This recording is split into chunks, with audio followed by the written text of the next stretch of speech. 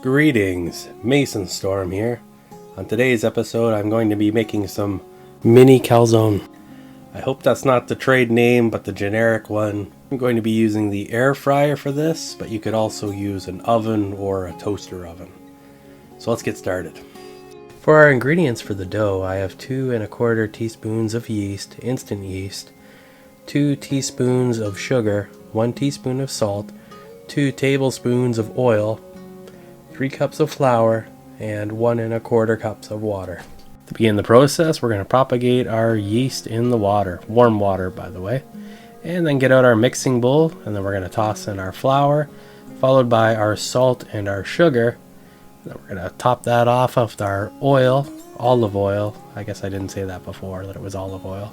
And then we're going to dump our water in there and start the mixing process. I'm going to be using the spatula because it worked really good at getting the yeast out of the bottom of that bowl of water. And normally I would use a wooden spoon, that also works good. The thing with the spatula is you can't really push on it as hard as you can with like a wooden spoon, because the wooden spoons are just fantastic. Of course you could make all of this in your mixer if you had a stand mixer with a hook. That would probably be significantly easier and a lot less exciting. Either way, once it's combined, I'm just going to clean off my countertop here a little bit and then dump my dough onto the counter, and I'm going to hand knead it. And I'm just going to hand knead it for probably 3 or 4 minutes till it starts to kind of hold together really good. I just want a consistent type of dough.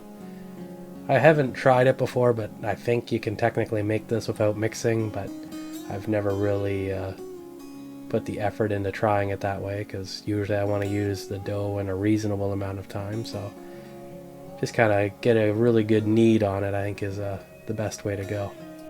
Now if it's a little bit dry and not absorbing everything, and you're trying and you keep trying, it's still not, just get your hands a little bit wet, just kind of wet them with water and then go at kneading again. Like, it's usually that close to being functional. So just wet your hands and just keep kneading, and it should absorb the rest of the flour that didn't want to cooperate the first time. After it starts to fully cooperate, then we'll throw a little bit of oil in a bowl. But I kind of figured this wasn't quite kneaded enough, so I just kneaded a little bit before throwing it in the bowl. Then I covered it with a towel and stuck it in the oven with the light bulb on.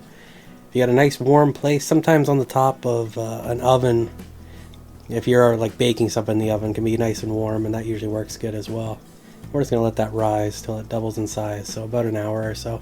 And I got my salsa, my kielbasa, and my mozzarella. And that's what I'm going to be using for the stuffing of this mini calzone. I'm just going to be using a hand blender to blend up the salsa so that it's more liquidy and has the consistency of standard issue tomato sauce, where it's quite a bit more runny and not so lumpy. And once we got it all kind of the consistency that we want, it's time to dump it out back into our little bowl there, and then we can start setting up for the operation. So I got my dough, got the sauce, got the kielbasa, the mozzarella, everything's all looking good. So now I reach in and I grab a nice chunk of dough. I didn't measure this or weigh it or anything. It's just like you saw here in the footage. I just reached in there and grabbed some. Kind of a palm size full, I guess. And what we're going to do now is we're going to stretch this out nice and flat. I'm going to try to get it as flat as I can with just press stretching it. You could get it a lot bigger with a rolling pin, but then you run the risk of having it rupture. Well, I guess mine did rupture when I made them a little bit, but it could really rupture. Like, even just picking it up, it could kind of fall apart. So you want to make sure you at least have some level of dough on there. And I think just finger press stretching usually gets to the proper thickness. You can't really see through the dough, so it's a little bit thicker than that, but it's, well, I guess that is kind of your measurement of thickness. And once we get that stretched out in a nice round shape, we just put a little bit of our sauce on there, looking beautiful. And then we can throw on some of our kielbasa. We just want to kind of lay that out nice and flat. And then we'll cover that with the cheese. well, need another piece of kielbasa.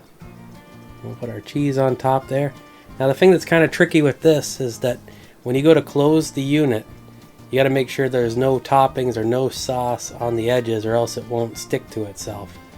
So it's got to be nice and clean. That's why you got to be real gentle with your sauce, because if it gets all over the place, you'll never be able to get the thing to seal, and it can be quite frustrating. But with a little effort, we're able to get that to flip over, and then we're just going to kind of massage the edges once we make sure that there's nothing in between them, and that will hold the pocket together. That way when we bake it, it doesn't just flap open in the breeze and cause disasters to occur. So that's starting to look kind of good there, and I'm just going to get the dough knife out and cut off some of these edges that look a little bit ridiculous. If you want to be more fancy, you can get one of those pasta roller things, the corrugated, and run it right around the entire perimeter and get a nice edge on it. Although I don't currently own one of those, and yeah, so that's why I didn't. And then we can just set that dough aside there, and then we can transfer this over onto a plate and move over to our little fryer. So I'm just going to throw this in on the top rack so it's nice and close to the burner, so we'll get a lot of color cooked onto it. And of course it's not going to work till I plug it in, so I'm just going to plug it in now, and then I'll be able to use the fryer. So I'm just going to put it on the air fryer setting, and I'm going to start it at 7 minutes.